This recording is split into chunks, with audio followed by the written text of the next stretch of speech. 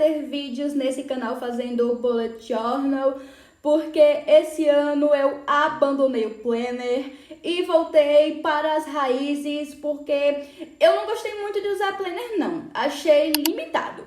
Eu prefiro o bom e velho bullet journal, que eu posso escolher um tema para cada mês e eu acho isso muito divertido de fazer.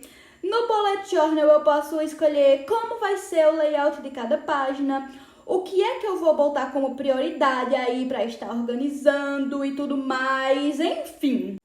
Sou eu que decido como que vai ser absolutamente tudo do caderno. E é por isso que eu prefiro bullet journal. Para o tema de fevereiro, gente, eu escolhi fazer com símbolos que representam o sabá de lamas, porque dia 2 de fevereiro é o dia desse sabá para quem está no hemisfério sul. Uma curiosidade aleatória aí, bem rapidona, é que dia 2 de fevereiro é também celebrado o dia de Iemanjá. Mas voltando para lamas, esta é uma das 8 celebrações da roda do ano. E a roda do ano é um conjunto de celebrações que marcam as mudanças da natureza durante um ano. Este é o sabá da primeira colheita que antecede o outono. Nós estamos no meio do verão, ou seja, o verão chegou aí no seu auge. Para quem está no Ceará, esse auge é sempre muito intenso. E a partir de agora, o verão vai começar a baixar sua intensidade. O que para quem está no Ceará não baixa tanto assim não, mas tem sim uma mudança leve no clima em relação à temperatura. E a essência desse sabá é um momento de agradecimento, de fazer uma autoanálise aí, porque o plantio é livre, mas a colheita é obrigatória. Então, toma cuidado aí com o que você anda plantando, hein? Uma coisa importante também para fazer nesse período é prestar atenção e refletir se você está agradecendo pelo que tem ou se você só está reclamando pelas coisas que ainda não tem.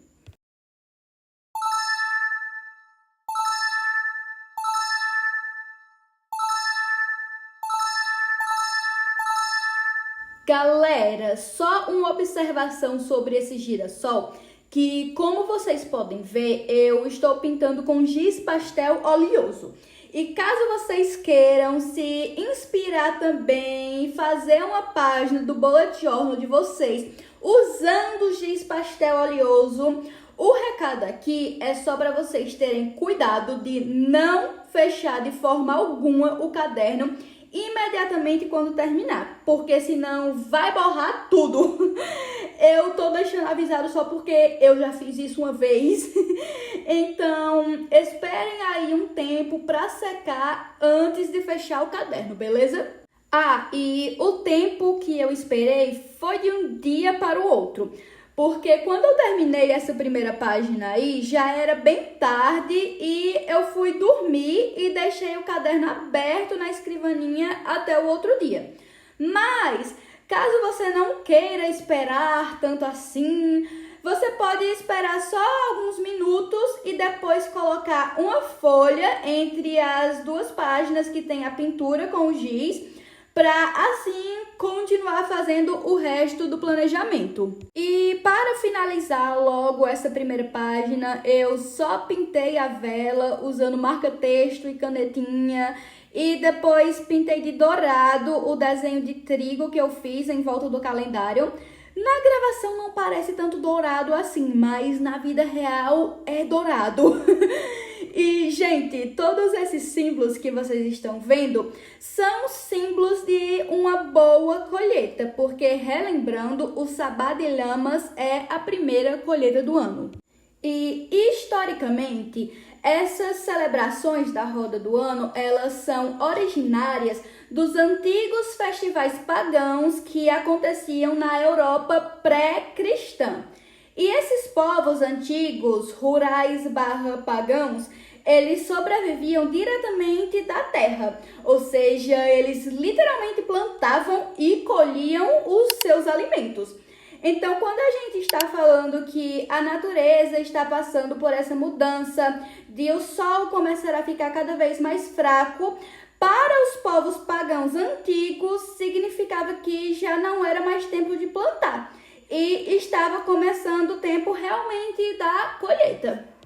E a próxima reflexão para a gente fazer é de ter um agradecimento, seja a colheita que for, porque até se não for uma colheita farta, a gente pode e deve ver isso como um aprendizado. Mas aí se você estiver pensando, mano, eu tô em 2025, eu não planto mais meu alimento, eu simplesmente vou no supermercado e compro o que eu quiser o ano todo. Então, eu acho que é meio óbvio, mas eu vou falar mesmo assim. Para nós, neopagãos, esta colheita não significa mais ao pé da letra colher literalmente os alimentos, mas sim colher os frutos das ações que a gente tem aí na nossa vida. Então, se você quer muito realizar alguma coisa, por exemplo, você já parou para se perguntar o que é que você está fazendo na sua vida que vai te deixar cada vez mais próximo de realizar essa coisa que você quer? Esse é o momento de se perguntar. Quais foram os resultados que você colheu nesse último ano? Foram bons? Foram ruins? Se não foram tão bons assim, o que é que você teria feito de diferente? E é por isso que a gente fala que tem que agradecer mesmo se a colheita não for farta, porque caso não seja, a gente aprende é com os erros mesmo. E aí a gente colhe o aprendizado, para que assim, na próxima, seja melhor, quem sabe? E essa boneca que vocês estão vendo aí é outro símbolo que representa a celebração do Sabá. E é uma boneca de palha de milho. Eu preferi pintar de marrom porque a cor da palha de milho seca eu acho que não ia ficar muito legal. Agora chegou a hora de dar um toque final nessas páginas que eu acho que foi, o tchan, que eu cortei aí a parte da folha depois do girassol que ficou em branco. E assim a boneca de palha ficou aparecendo tanto na primeira página quanto na segunda. Ela ficou aí fazendo parte da composição geral. Deu um trabalho bem trabalhoso, mas eu acho que valeu super a pena. Ter cortado a folha assim elevou a nota desse bujo para 10 mil.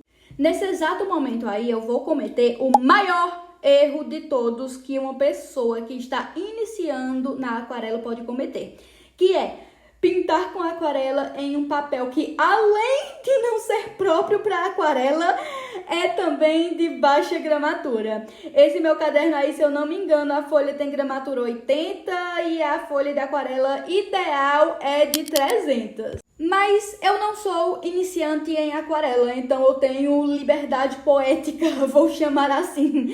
Só que, na verdade, gente, isso aí que eu fiz não é bem uma pintura propriamente dita em aquarela, né? Como vocês viram, com construções de camadas e tudo mais. O que acontece é que eu queria que a cesta de pães tivesse um efeito de dourado meio transparente, como se fosse um glitter bem sutil, sabe?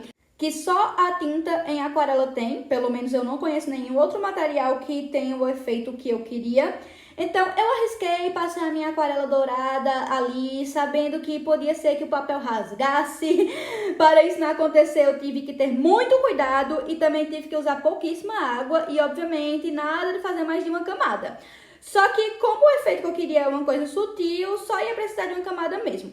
Então, eu estou deixando avisado aí para vocês que estão assistindo já saberem que usar aquarela em caderno de bullet journal, que tem a folha fina, a chance de dar errado é grande. No máximo, fazer o que eu fiz, que foi pintar com quase nada de água e só uma única camada para não abusar da sorte. E aí, isso que vocês estão vendo agora é o meu planejamento semanal, que eu já expliquei ele mais de uma vez aqui no canal. Então, dessa vez, eu achei mais importante falar sobre essa dica de aquarela.